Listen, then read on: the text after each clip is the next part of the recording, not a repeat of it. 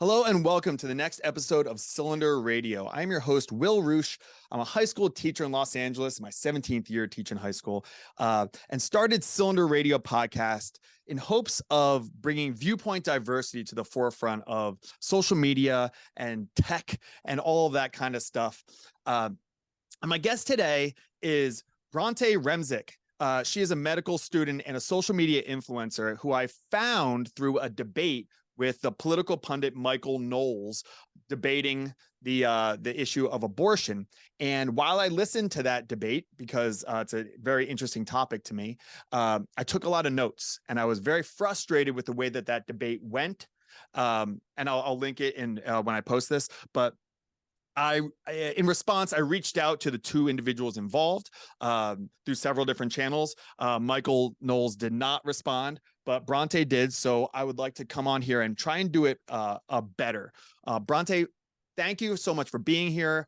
Can you introduce yourself to the audience, just about how you ended up in a very public kind of debate with a right-wing political pundit on an issue that's very tricky in abortion and women's rights and medical issues and stuff like that?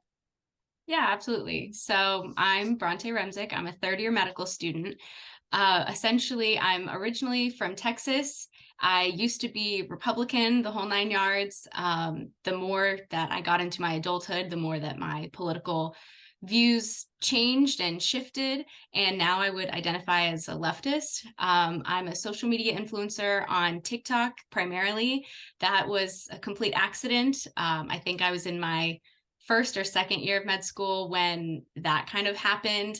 I was more posting healthy recipes and just kind of having fun with it. And then I don't know if you remember Senate Bill 8, I think it was, back in Texas, when it was a 6-week abortion ban happened. And I just randomly posted kind of like my thoughts on the matter because I was really frustrated. And that video popped off more than any of my other cooking videos or other videos did. And that's kind of how I ended up being a speaker on this topic, kind of accidentally, just because I voiced my opinion and it really resonated with people. And then I kind of just grew my platform from there. Now I talk about a variety of things, just feminism, empowerment, accepting people for who they are, accepting different lifestyles, promoting different forms of social justice. But abortion tends to be a recurring topic on my platform. Yeah, well, that gets a lot of the clicks. There it is, like a topic. And here's what I'm thinking. I've covered abortion on 2 podcasts so far. I had Christine Carney, who was a resident who wanted to get into medicine to perform safe abortions, and then I had Destiny Hernan de la Rosa, who is a strong feminist, but she's a pro-life feminist and brought interesting points as well. And then this will be the third one. Here's kind of my take on the abortion issue, and I'm very mixed up. I have kind of thoughts about from like a government standpoint, but then from moral standpoint, I'm really it's tricky for me. And here's essentially why, Bronte, I'll full disclosure, is I think it pins liberty versus life. And in America, those two, there's not one that's clearly more important than the other, because people sacrifice their life all the time for liberty. And people, like the revolution and stuff like that. But then the people all the time will sacrifice their liberty and go to prison for preserving a life. And I think that what happens in this debate is, are you focusing on the liberty of the woman, or are you focusing on the life of the unborn baby? And that is why it seems so tough. What are your thoughts on that kind of concept? So for me, especially coming from a healthcare background and with a passion of healthcare, the fact of the matter is you can have your moral opinion on it all that you want. There are a variety of moral conundrums that we could discuss at length, but when we are trying to relate that to healthcare access and law, that those two things sometimes are not one and the same because they're different for every person. And when you talk about trying to value the life of an unborn person, which I can appreciate and I can resonate with that, I'm not saying that that's a ridiculous notion. But when you say that, when you say you want to value the life of the unborn person, you are saying that you want to value that life more than the life that's carrying them. And that's where the heart of the issue is. This is about the choice of the pregnant person. This is about their body, their life, what they're capable of enduring, what they're willing to endure. And if you want to say that you value life and you want to protect the unborn life, then you want to say, or you are saying, that you disregard the wants and needs of the currently existing life standing in front of you and speaking to you and telling you their needs. Yeah, it's a really tough one. So I actually took notes, as I said, while I was listening to it. So I'd like to go through and kind of share some of that, and then get your thoughts on it. Maybe we can do it better, so we can get actually more towards what your thoughts are. I thought you held your ground really well, but he was doing a lot of rhetorical traps, I thought. Yes. And I have no interest in that. I have zero interest. I've had people on this podcast that I disagree with. That's the whole point. That's the cylinder is like, I don't know if you, it's like, that's a circle. There we go. That's a circle. That's a rectangle, but it's like more complex than that. But I'm interested in why people think what they do. Not just to bring you over to my side, because I often don't even know what my side is. But one of the things is, starting off, one of the things that he said was that he is very curious. And then it didn't seem that way. And as someone who is naturally very curious, and I talk about curiosity as one of my superpowers, that was frustrating, because if you are curious, then you need to ask sincere questions about why people think what they do.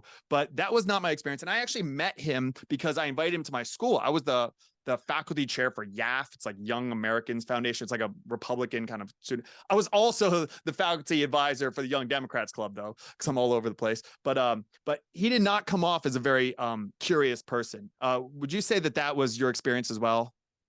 That was exactly my experience. And when his producer reached out to me asking me to be on the show, which I will say they reached out to me asking me multiple times, and I declined multiple times. It was only after Roe v. Wade was overturned that I agreed, because it became like a much more relevant issue that I felt like we all needed to really be talking about. Not that it wasn't before, but even more so. For sure. And they had framed it as that, because if you had watched his previous content, a lot of it was very short form. And so they were wanting to get into more long form content and long form interviews. And so they pitched it to me how it won't be gotcha moments. It won't be anything like that. They're trying to get more into like serious long form interviews. And I was like, okay, that sounds great. Like, I'll go for it. And that obviously, and I had in the back of my mind that, like, be aware of where you're going and who you're speaking with. But of course, that wasn't the issue, or that wasn't the circumstance I found myself in, that he was very inflammatory, didn't seem to be genuine in any of our discussion. He wanted to just take my words and twist them, misrepresent my message in any way possible to kind of avoid critical thought and avoid any sort of, changing his mind if there was going to be any changing of his mind. Yeah. Do you know what it reminded me of? I don't know if you ever saw it, kind of viral now. Jordan Peterson talked to a British news lady named Kathy Newman. I don't know if you ever saw that interview, but she kept saying, like, so what you're saying is, and it wasn't what he was saying at all. It was like a very straw man element. He kept basically playing the Kathy Newman thing. So you would say something and he would say, so what you're saying is, and set up a straw man. And what kept happening, it was very frustrating. I teach debate, and I know what these tactics are. Like, I'm the debate coach at my school. Is you would say something, he would turn that into, oh, so this concept is applied to all of these other areas. But then when you're like, well, no, because these are different. And then he would talk, when he would do that and you'd call him out on it, he'd be like, no, I'm not talking about all these areas. I'm talking about this one. Like, it was it was just these rhetorical traps. And that is the opposite of trying to understand. If you do see, and I understand why people do, I really do, I'm sure you do too, that people, if they see it as killing babies, why would you not be super curious why someone would be okay with killing babies? Like, really, like, what is going on truly from you? And that sincerity didn't come through. Right. And that's the issue that I have with a lot of discussions with anti-choice people, because I don't find the logic to be consistent or the compassion to be consistent. Because I think if we truly were talking about the love of children and protection of life, then we would be able to talk about things like affordable and accessible healthcare, gun control, affordable and accessible education, food security, housing security. We would be talking about so many more things that protect life and value life and show that you have a compassion towards people who are living. And it just seems like when you are anti-social programs and helping or protecting anyone who's currently existing, and the only group of people that you feel passionate about protecting are the ones not currently in existence, then that to me doesn't seem like consistent logic or consistent compassion. Yeah, I think what happens is they say like, well, once people have the baby, even if they don't want it, if you're forced them into it, then they will step up and become responsible. That's just not the, like, it's not the way it works. Like, you have to learn responsibility. You don't just become. One of the things that you guys talked about was like access for like, to help you. Like, there are a bunch of charities that help you if you are pregnant and you feel like you can't take care of the baby, that or you can't afford it or whatever, that there's a lot of avenues there. But it's access. Is how do you even find these things? It's shocking. When I taught in East LA here, like, common sense things, what I assume was common sense, like, it's not good to live to sustain yourself just on Monster energy drinks and hot Fritos. That was not known. So, like, to say like, well, there's all these, charities that'll be there to support these women who feel like they don't have anywhere to turn. They're not in the hood though, talking to them. Like, that's the problem, is it's always about access, right? Right. Exactly. And that's the frustrating thing is, first of all, it's not a sustainable system to say that people can access whatever they want through charity. That's when you're talking about a country with millions of people, we shouldn't be relying on charity. That's just not a sustainable system. But you bring up good examples, because it's like, for me, I work in rural North Carolina, or I'm training in rural North Carolina. So there's a lot of access issues. And we do have charities here that can help, not just for, women's healthcare, but for all kinds of healthcare. And it's people, the issue is people finding out about these charities, enrolling in these programs, accessing these programs. So not only do they have a lack of access of healthcare and things that they need, but then they're also, unable or not knowledgeable about accessing things that can help them access it. So it's just like, it's layers upon layers of access issues and knowledge barriers that we can't just boil down to like, well, these charities exist, so it's fine, because that's just not the case. I think it could. Yeah, I hear you. I think it could be. I think if we have a shift in things, I would prefer that we didn't do it through government programs. I would prefer that those government programs weren't necessary. But again, like, is that a reality? Maybe not. But I think that's kind of the idea, would be there's enough charity that enough people go into their community and say, I am here to try and help out all these people. I actually had someone that reached out to me after I talked about this on my Instagram, who said, you know what? I hear you about this access for people who are really desperate. So they started volunteering and donating money to one of those organizations. And it's like, yeah, like, that's hopefully maybe what could come from this, is if you don't want government running this stuff, or you want to try and be more pro-life, then what are you doing to try and give more support for those women? Because there are a lot of women who, they have abortions because they're scared, they're pregnant, they don't know, they don't have anywhere to turn, and they feel very alone. And that's a scary thing. And if you are in that person's life, to say like, look, this is not falling just on you. We will take care of this baby. We can do it. And I think that there's a lot of, especially Christians, who don't bring themselves into that as much. They say, it's your responsibility. You take care of it. You made the mistake. So you need to deal with it now, as opposed to like, I am in this with you. We will get through this. I think that that's missing. I think it's possible, but maybe I'm naive. I don't know. I agree with you that that would be ideal. Like I said, if there was a consistency and compassion, and that if you're, wanting to protect this unborn life, that you would also want to protect them when they're born and make sure that them and their family are able to access the things that they need and they have the support. But I will add to that that's only one small piece of the puzzle. Having support and resources to properly care for that child is only one piece of the puzzle. Enduring pregnancy in and of itself is an incredible physical undertaking, and forcing someone to endure that against their will is egregious, in my opinion. And that is completely separate from having charities and support and resources for that person who maybe wants the child, but is scared of not being able to provide for them afterwards. Yeah. Yeah, I think so. Can I ask you, this is something that I asked Christine Carney, because who's the abortion doctor. So would you say that it's not, and I promise I have no interest in cutting this and putting things together to like, I gotcha. I really don't. I hope you can trust me on that.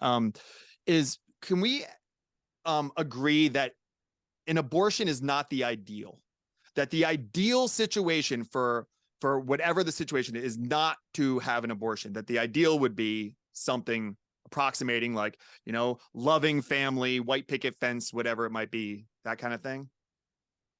Yeah, I mean, I would agree that abortion is not the ideal. The ideal is not having unwanted pregnancies. But again, that goes back to Right. knowledge and access about healthcare and proper sexual practices and access to contraceptives and things that you think are common sense aren't common sense to a lot of people, which, like I said, just kind of layers Yeah. upon layers of improving education and improving accessibility, because nobody wants to get an abortion. Nobody's excited to get an abortion. Nobody's like, oh, it's fine, I'll just go get one on Tuesday. Like, that's not people's mentality towards it, even though a lot of anti-choice people want to frame it that way.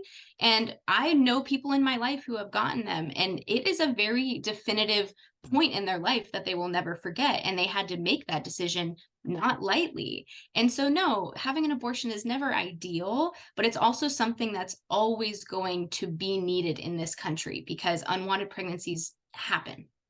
What do you think it is then? Because there is an element of the pro-choice side that is like, celebrate your abortion and stuff like that. Like, whether it's, whatever, Alyssa Milano or people, like there are those elements of like, yeah, go do it. Let's kill, like it's kind of stoking the flames of the concern. It's kind of like a back and forth in these culture wars. But is that what you see that as? Because there are some people that is like a hashtag, whatever, celebrate your abortion. And people say like, I wish I would have had more abortions. What do you see that as? So I personally don't like that content. I don't interact with it. I don't follow it. I don't contribute to it.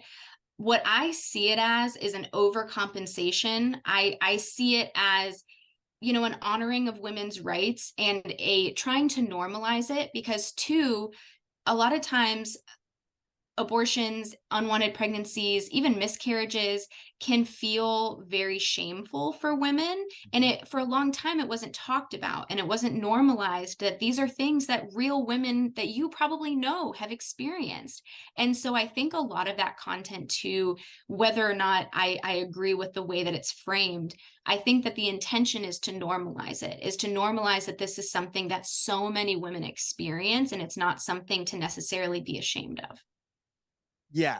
Yeah. So I understand.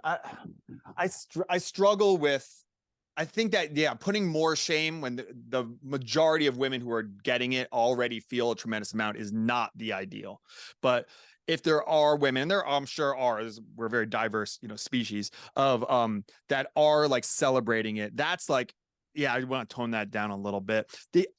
One of the issues that I think that this stems from, and this is a very conservative take, I suppose, is the normalization of casual sex. I did not personally wait till marriage, but now that I'm 40 years old and I'm raising boys, I kind of am like, man, maybe you should wait till marriage, because my students, they're 16, 17 years old. They watch Friends, and on Friends, it's just, Joey goes on a one night stand and then Rachel dates a guy for 3 days and they have sex. And it's just, sex is so normalized. It's just like a thing because there's birth control and there's contraception, but you can get pregnant too. Like even with that stuff, like it can still happen. And I know it makes me like a very like conservative, buttoned up, stiff shirt person, but I wonder if we've gone in a dangerous route with normalizing casual sex so much. What are your thoughts on that? Because I'm guessing you're more maybe free spirited about when it comes to sex, but maybe I'm misjudging you. I don't know. No, you're correct. I Yeah. mean, I'm definitely sex positive. That's something that I talk about on my account. I talk about women's sexual liberation. And again, I think too, a lot of the glorification of casual sex could be, in my, perception, could be another instance of overcompensation, because too, there was in previous decades, there was so Yeah. much shame, especially towards women, around having multiple sexual partners. And a lot of times that resulted in women being in relationships that were abusive or just not right for them because they weren't allowed to experiment. They weren't allowed to see what they want, what they need, what they like. And so now, just in the past, since COVID especially, but in the past, decade or two, like that dynamic has shifted. Women are realizing that, we are no different than men. Why should men be able to experience all the things that life has to offer and realize what they want, what they don't want? And it takes experience to know those things. So why can't we gain our own experience? And a lot of times too, the more people, not necessarily that you have sex with, but that you're intimate with in certain ways and that you experience in the dating world, you're able to experience abusive patterns. You're able to recognize them easier. You're able to escape them easier once you have that experience. And you're able to see what kind of partners, you actually want and that you value and that, work with you and your life plan. And I think that if you kind of try to limit your life experience, then that's not necessarily going to benefit you in the long run. And I'm not saying I'm promoting, just abundance of casual sex. Not that I really don't care. I am sex positive, but I'm just saying that I think that it's sort of, the pendulum is always swinging. And I think at this point in time, it might have gone a little far, and it'll always balance out. But I think that it's just normalizing these experiences. Yeah, I like the concept of sex positivity. I can get on board with. I mean, my wife and I went to Vegas, and she posted some pictures of us just like making out or something, and some people were like, "That's inappropriate because I'm a school teacher." But there's how old are you? I'm 29. 29. Okay, I'm like 10 years older than you. But there's a Pamela Anderson and Tommy Lee. You know about that like sex tape? I've heard of it, but I don't know anything other than she was like a blonde bombshell, like, starlet, and he was like a rock star. And anyway, they had a sex tape on their honeymoon, and they were married and in love, trying to make a baby, actively. And I think, like, again, I think about the ideal a lot. Like, what is the ideal for me, for society? And I think there's a lot of dangers to aiming for utopia, because anything is justified to get utopia. But I think that like aiming for that is the sex positivity of, like, again, the ideal would be in a loving marriage and you feel very comfortable. But you brought up a really good point of, like, how do you even know what you're looking for? How do you know a good vibe and stuff like that? And that's a tricky thing, because in that process, to find out who you are in a relationship, is you in some ways are playing with fire and playing with the creation of life. I take super seriously. It's always really like, it's not something to be taken lightly. I think so that's where I'm kind of mixed up on this. Yeah. And I think that's, again, you're allowed to have any moral compass that you want. And thankfully, a lot of contraceptive methods are 99+% effective. So when we're looking at a population level, and we, obviously have to integrate talking about accessibility and affordability of these healthcare options. But in a perfect world, if these contraceptive options are affordable and accessible to everyone, they are extremely effective. But that doesn't mean they're perfect. So there will always be some percentage of unwanted pregnancies, which is why I say that abortions always will need to be accessible. Is it ideal? No. But is it something that we should stifle people's life experiences and shove them into these boxes that, again, can lead to abusive relationships? It can lead to all kinds of negative outcomes for people, just because of the minute possibility of an unwanted pregnancy that person and that person alone is going to have to endure and decide over. It's nobody else's business to care about their healthcare. And I get it, that it's a moral conundrum that you might want to, mull over, but it's, at the end of the day, it's their body. It is their healthcare. It is their life to live.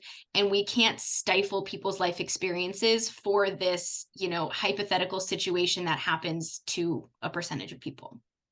Yeah, I think that there's a straw man that gets used a lot by the pro-choice side of, what about if in cases of abortion, or I'm sorry, incest and rape and things like that, or if the mother's life is in danger.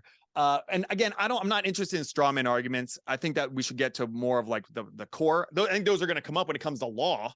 Okay, so it's like, what about this kind of situation? I would like to say, though, I've talked to many pro-choice activists, and one of the reasons that they bring that up is because if someone says that they're if someone's anti-choice, but in cases of rape, they will, agree to it or say that it's okay, they're proving that it's not actually the unborn life they're protecting. It's the woman's behavior that they're wanting to punish. That's the root of that question. Because if, oh, well, the woman didn't consent to it, she didn't have consensual sex, then it's fine. Okay, so it's really her promiscuity that you're wanting to punish. It's not the life you're trying to protect. That's the point of that particular question. Yeah, that's a really good point. My friend Lou Perez, who's been on the show, is a comedian. He tweeted something that's like, I support a woman's right to choose I support a woman's right to an abortion if her, and then really small, it said social life is in jeopardy or something along those lines. I think that is something. And here's what I'm getting at is, I think another thing that's going on in our society right now is, I mean, how often do we hear the term narcissist? Everybody's a narcissist now. Like, that just gets used so much right now. It's like annoying, but we are a self-centered, in a self-centered time. Maybe it's because our phones are catered to us in all these different ways, but that is something that I do worry about, that there is some level of this discussion that needs to focus on, how many sacrifices are you willing to make for something that you believe to be moral?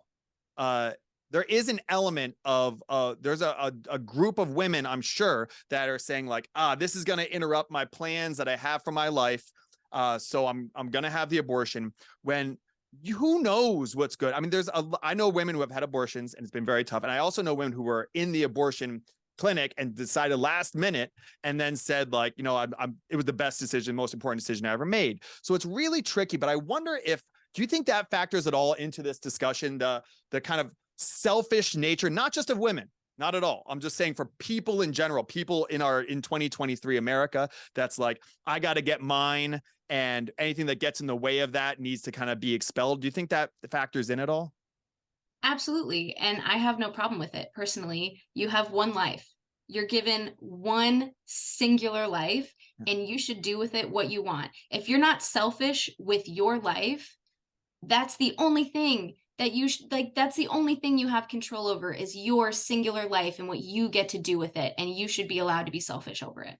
I guess my next step of that though is that part of the reason why anxiety, depression, nihilism, drug use, all of that kind of stuff is going through the roof? Like, is it because people have absolved themselves of a lot of responsibilities they had in the past? That's like, I hear you, but like those like messages that I see all the time, like, do what makes you feel good. Well, I don't know. I mean, heroin makes you feel good.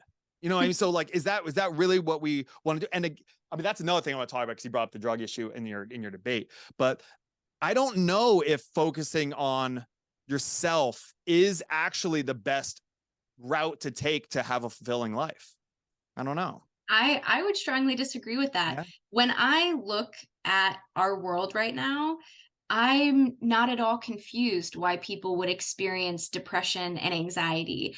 There's, corporations that are taking advantage of employees, not wanting to pay livable wages, not wanting to give proper vacation time to enjoy your life. We don't have, a lot of people in my generation are living paycheck to paycheck. Even if you have a college degree, you're drowning in debt with a job that's not even paying your bills. Women's healthcare is hanging in the balance, and our access to healthcare is hanging in the balance. There's so many different things that I look at the world and I'm like, makes total sense to me why people would be depressed and anxious, because going to the point of wanting to do what we want for our lives, whether we want to or not, it's becoming harder and harder in our country and in our society to do so. It feels like we have so much less control and so much less opportunity to do so because of the way that our economy is going, because of the way that our laws are going. And I think that more to me is what reflects on people's depression and anxiety. Yeah, maybe it's both. I don't know. Maybe this is just an area where you and I can just disagree on, because I have found that people who are just like, what's the point of life? Why should I get out of bed? My aunt, when she was like in her 80s, my great aunt, she was like not doing well. She was old and kind of lonely. Her husband died and everything like that. We got her a cat, and this stupid cat got really fat and she was spoiled. And she had to get up every morning because she had to take care of this stupid cat. So she's like, all right, I got to get out of bed. I got to put my shoes on. I got to get dressed. I got to keep this cat alive. And I wonder if more people who are going through that, there's a lot of things. I'm with you when it comes to like corporate greed and stuff like that. You and I are on the same page. Absolutely. But I wonder if the people who don't have a purpose, like what's the point of life? There's no point in life. So I might as well just do what makes me feel good. If they took on more responsibility for the dispossessed in our society, if it would do ripple effects, not just for those who need the help, but also for those who feel like they don't have a purpose. You know, I love Man's Search for Meaning, the Viktor Frankl book, that idea of if you disappeared tomorrow, people would be negatively affected, not just sad, excuse me, but negatively affected. I think that is one important way to get out of that depression. And I don't know if that plays up or if you would disagree with that factor, but I'm not trying to negate what you said. Maybe it's just something else.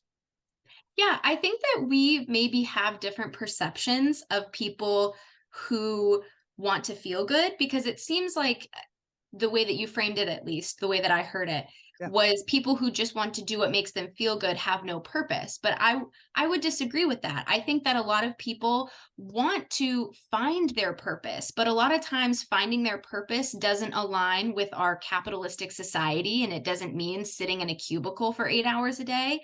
And so they're wanting to find something that fills their cup and makes them happy and makes them feel good. That is their purpose. That's what I think that people are ultimately striving for. It's just exceedingly hard to achieve that. Yeah. So it's like, are you aiming for purpose or happiness? And I guess I don't see those as very aligned all the time. But right. And I think that they should be. I think they should be. And that's what I try to do in my life and preach to my friends and family. And, like your purpose should make you happy. And it's not necessarily going to be the thing that makes you money all the time, but you should always, find your niche, find what makes you happy, find your purpose in life, whether that's being outdoorsy or being a baker. I don't care, but it's just, I think that your purpose and your happiness can absolutely align, and they should. Ideally.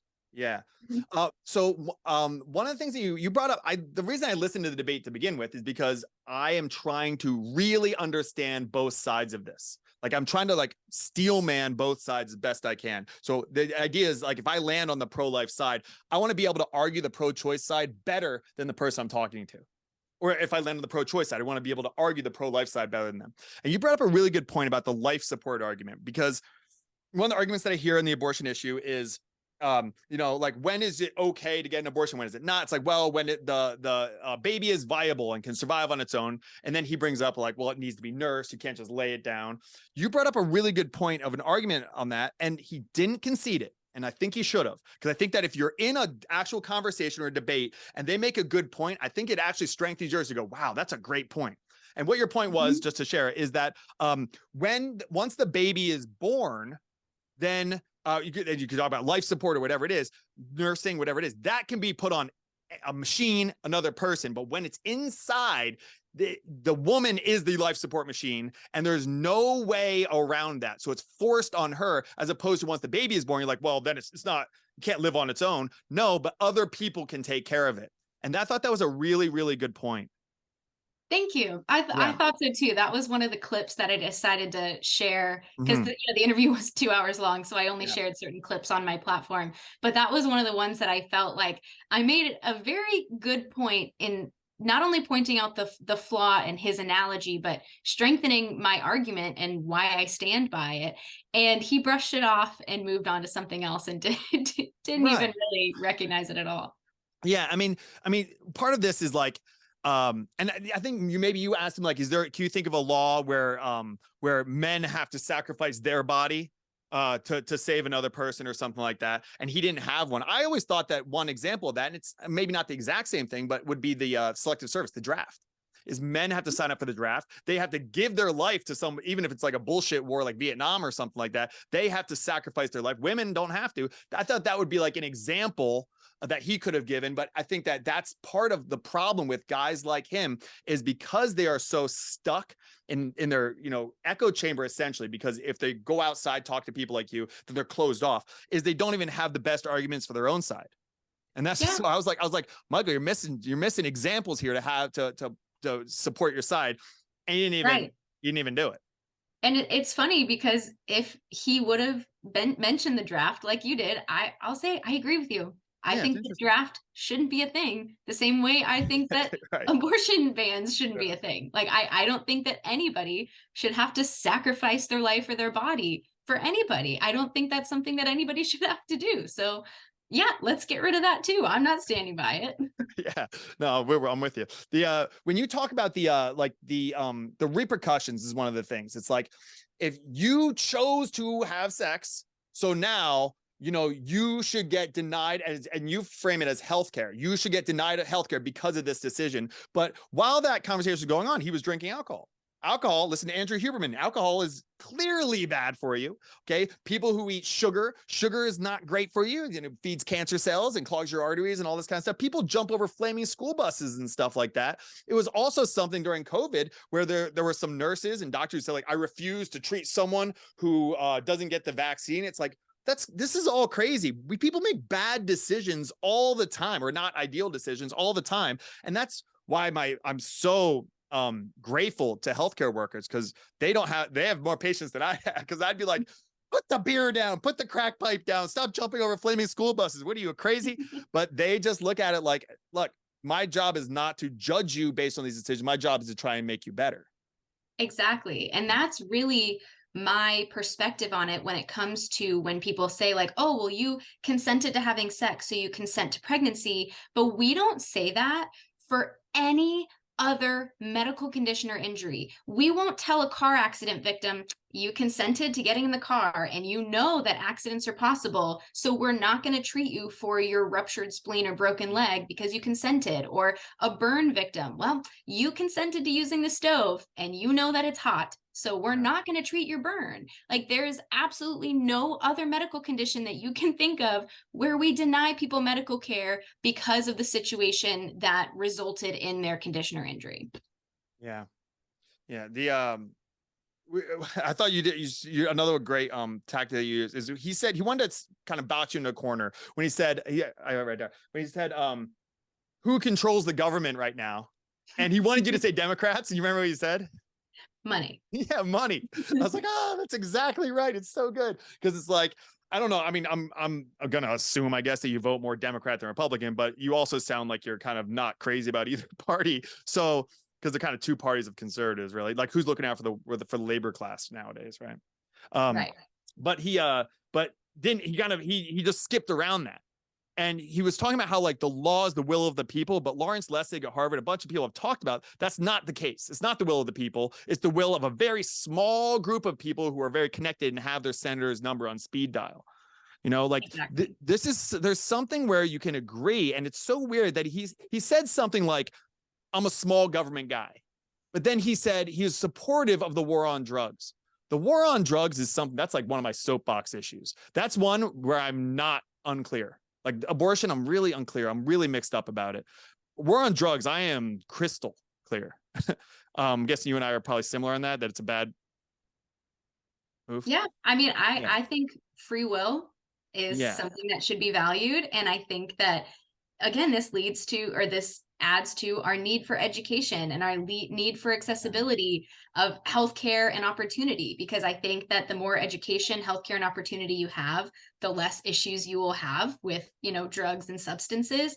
And that's how you fight the war on drugs, is through improving people's lives, not by all these other. Absolutely. Yeah. Like, Rat Park is a really cool study where they give rats, like a really beautiful cage, and then they don't want to do the cocaine water. Exactly. Yeah. When you enrich their environment, they don't, and so then it's just like, that's my issue, is I'm like, we don't disagree. I want everyone's lives to be protected and happy, but the mechanism that you're proposing is not, it just, scientifically, through the data that we've collected, is not the proper way to go about it. Well, here's the thing. And here again, this is what happens when, and there are conservatives who are in these echo chambers. He said, I don't believe you have the right to do drugs, and then took a sip of his whiskey.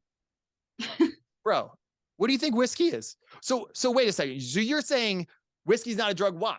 Because some bureaucrat years ago says not? because, no, all I forget the guy's name who, I'm on the spot now, from who made drugs illegal and stuff like that. But but that's a drug, dude. Like, caffeine's a drug. Alcohol's a drug. Alcohol's a way more dangerous drug than if he was just like, all right, let's sit down, let's eat some mushrooms. Mushrooms aren't going to kill you. Okay. But alcohol will kill you. Okay? Right. Like, so his concept of even drugs, he wants to ban drugs, but then drink alcohol regularly. He's clearly mixed up. And he's clearly like brainwashed into what a drug is, and not from a medical or pharmacological standpoint. It just has to meet his definition of correct is really what it comes down to. Yeah, I mean, and then if you point that out, it would just be like, well, but that don't get off the subject.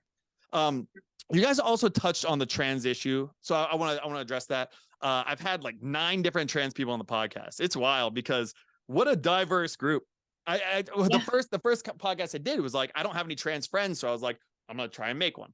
And I've had like trans like MAGA hat wearers on here. I've had like trans men, trans women. I've had like non-binary, all that kind of stuff.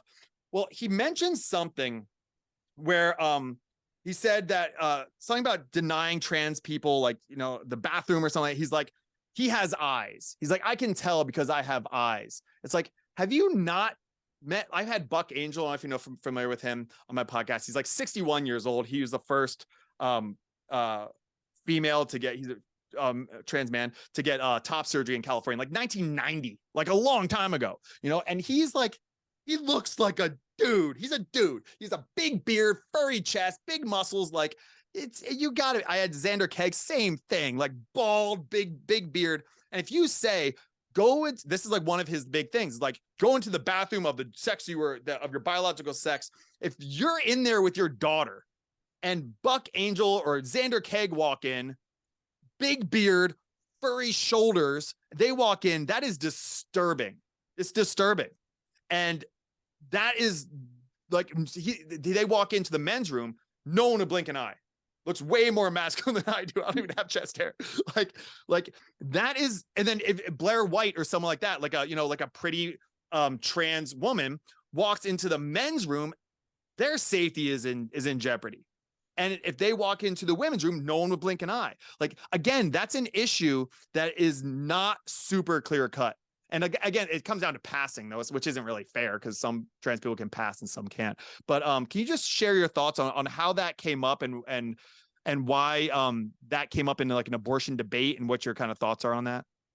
I honestly don't even, I remember that we talked about it. I don't even remember how it came up or why. I feel like he was just trying to hit on hot button topics to get, clickbait out of it. So I don't even remember off the top of my head how it got brought up. I just think he really also just likes to be hateful. I think that he hates to see people living their authentic selves and being unapologetic about going against the status quo. I think that makes him and a lot of conservatives really uncomfortable. And the only way to push back on that is to shame them and, illegalize their existence, essentially, or what did he say? Eradicate them from public life. His recent speech is what he said, which is extremely, genocidal sounding and terrible. And we all need to realize what that language means when he says it, and that it's not accidental and it shouldn't be taken lightly. Because for me, I just want everyone, I just feel like I've said this multiple times in this podcast, but I just want everyone to be protected and supported and living their best life, whatever that means to you. And I might not agree with it. I'm not saying this about trans. I'm just saying anything you do in life, I don't care if I agree with it. If it makes you happy and it doesn't hurt anyone else, I don't care at all. And I feel like that's, again, how my position on trans people is. Trans people are incredibly, a lot of the ones that I've met at least, incredibly accepting and loving people. And I don't have any reason to care about what they want to wear or what pronouns they use or how they identify. It doesn't affect me in any way. And why would I, put my predisposed, prejudice onto what I think they should or shouldn't be when it just doesn't seem to matter to me. It shouldn't. And so How libertarian of you. Well, I do think that the government has a responsibility to protect vulnerable. And we have a lot of vulnerable people in this country. I think that I resonate with libertarian ideas, but I think that they recognize issues without bringing any solutions, especially working in healthcare in rural North Carolina. I see so many people in need, who literally die because they can't afford their medications. They can't afford their follow-up visits. They're not educated. They're not, and not just educated in a formal sense, just about their own bodies, about their own like health. And that's where, for me, I can't be libertarian. I used to be, like I said, I grew up in Texas as a Republican, and part of my transition was Republican, libertarian, and now like far left.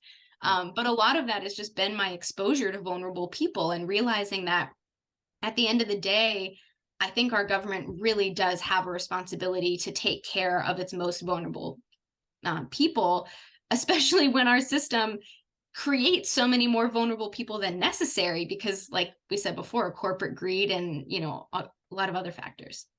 Yeah, I mean, I think that, I think that more people would be libertarian, I think, just on the side of like, yeah, it's government's job. I'm with you. Government should be doing this. How many people in rural North Carolina could use a lot of help from the government, but instead, and I definitely don't want to pull this into like this area, but like, just for example, we're spending whatever hundreds of billions of dollars on like the war in Ukraine. Like there's a lot of stuff going on that we're wasting money on. Rand Paul, he's like, I guess, as close to a libertarian in like the Senate as it gets, but he does his airing of grievances every year where he just talks about these ridiculous amount of money, $10 billion for like corn subsidies for high fructose corn syrup to like fatten people up and get them unhealthy and all this kind of stuff. There's a lot of waste in the government. And so I think that part of what it is like, we agree, I think a lot of people, at least from the left, that the bottom of the hierarchy, the dispossessed, need to be taken care of. But because the government just is filled with people, and people are gross, and not all people, but they're self-interested, I should say. Like they're gonna look out for themselves and what their understanding is, and so government just seems to be failing more and more and more.